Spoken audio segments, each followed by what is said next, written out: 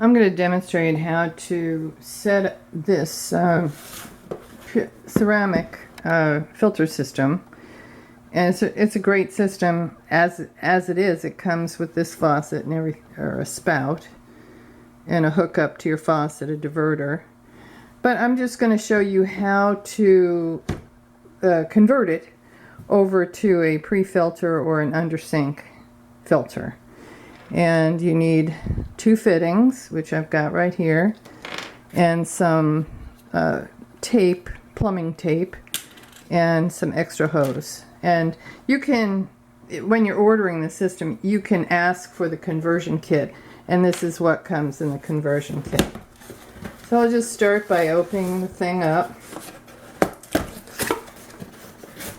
and then removing it. It's in a bag, so I just pull it out.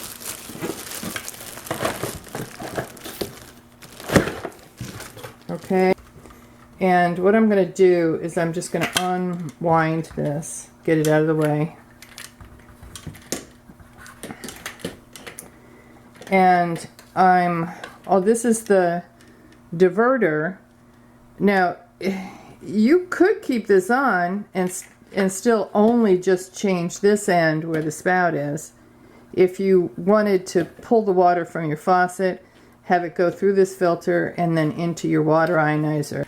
On this side, you've got the hose all hooked up here, and if you don't want the diverter, you can remove that either by cutting it or I'll just cut it. It's just easier to do that. I'll leave enough hose left over in case you want to rejoin it again. If you cut it and then at some point you wanted to rejoin it, you could use one of these to hook the 2 hoses up together. So I'm just going to cut it though, a couple of inches away from the diverter, so I still have that option. Okay, I try to cut it as flat as I can, and some people will use a hose cutter, but this is usually good enough. Alright, so we're just putting that aside for now.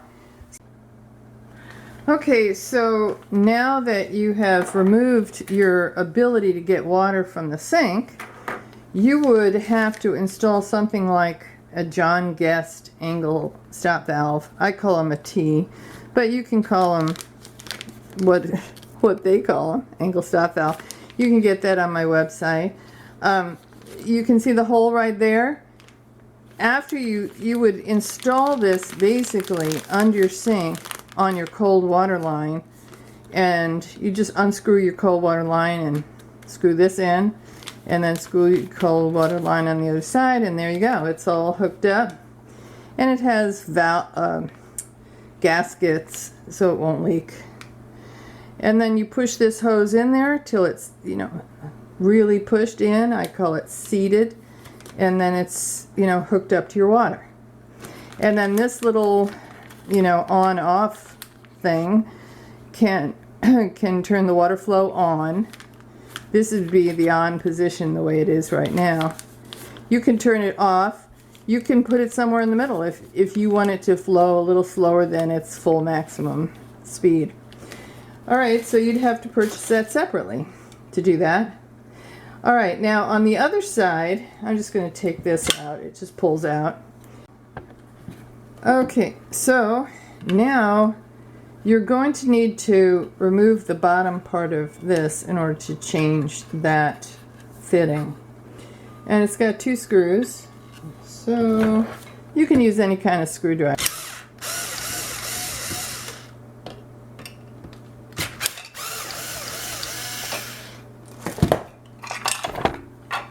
Okay, so now this thing will pull off,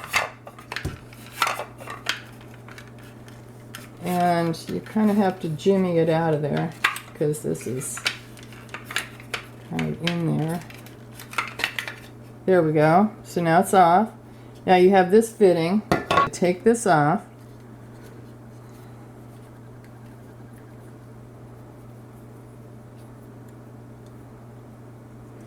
Okay, And now I'm going to take this fitting that comes with the conversion kit. I'm going to use this plumber's tape. I'm just going to, oh, get out of here. Alright, it gets a little messy, but it's cheap stuff. I mean, it's like $1 a roll or something like that. It's real cheap. Alright, so you just start threading it, and you thread it clockwise. And then you just try to get it started carefully, and then just have it rotate around several times. Like, I'll often do it like 6 or 8 times around. That's more like 2 times, I think. And that's probably 3 times. And just keep on going. It's probably about 4 times. 5, 6. Alright, so about like that. And you can just go, whoop, and it's cut, and then just smooth it down. And I'll show you smoothing it down in a second. Then just put the tape back in the thing. If it just won't smooth out, I'll just leave it there. I could always pull it off. And then I'm done with that. Alright, now I wrapped it around, but what I'm going to do is I'm just going to take my fingers and smooth it. That's pretty easy to smooth. And then I'm going to start pushing it in here. Try to get it to latch on. Come on. Oh, wrong side. Oops. Start turning it. Try to be careful with it until it latches on. Okay, now it seems to have latched on, so I'll turn it a little faster. Alright. I could probably go around one more time and complete the job of turning it. Just so it's pointing up and it's really as tight as it's going to go. And then this one, I think I could have tightened that a little bit more. So I'm going to do the same thing here. Go around a little bit more, because you want these things tight. Alright, that's good. Now I'm going to cut a little bit of hose. I'm going to probably use this hose. Cut about that much hose and stick that in here.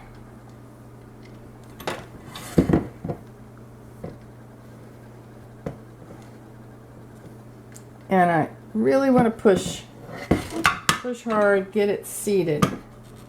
Make sure it's seated. Okay. And then what I'm going to do, I'm going to put this other piece on in a minute. But first I'm going to put this base back on. This won't stand straight without the base. Now, I just get that in and stick it like that.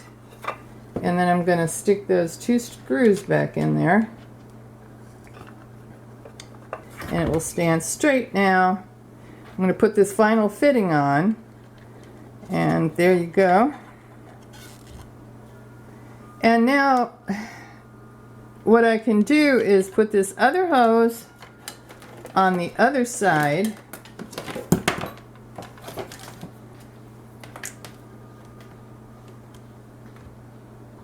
There we go. And now this will attach to my faucet filter. Alright, so now finally we have the filter and the base is back on it, and there's 2 hoses connected to it.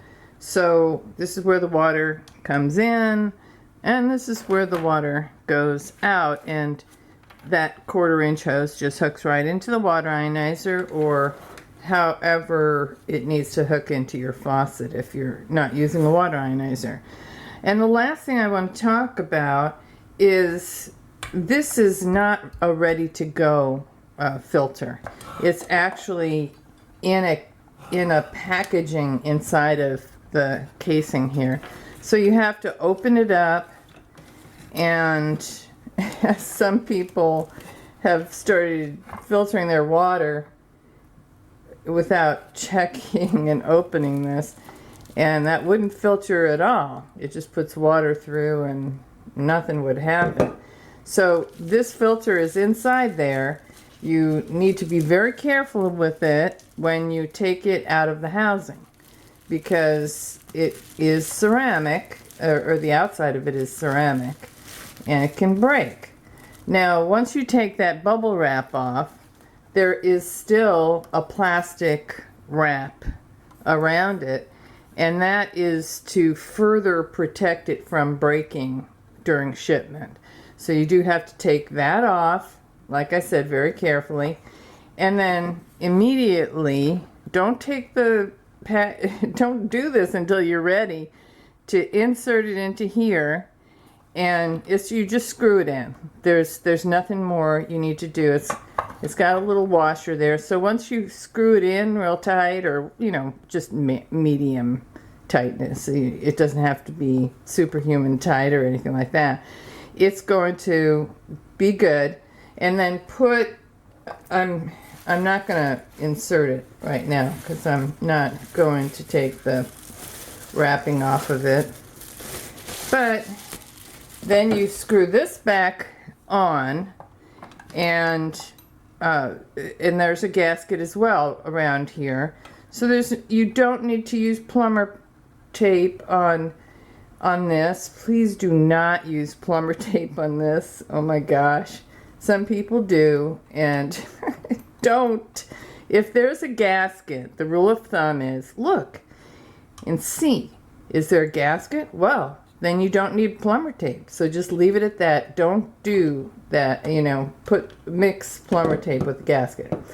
Okay, and then once you've got this on, then it's ready to go, and don't be moving it all over the place without being hooked to water. So still be careful with it, because without water in there, it still has a little bit of fragility, I will call it.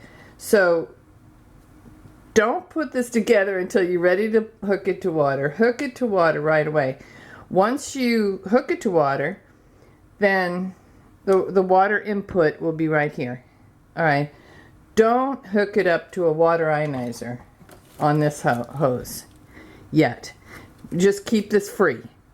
What you do is you let water flow through this, and just put this end of the hose in the sink, and you let water flow through it for 1, 2, 3 gallons, whatever it takes, so that the water doesn't look gray anymore, so that it looks crystal clear like water should.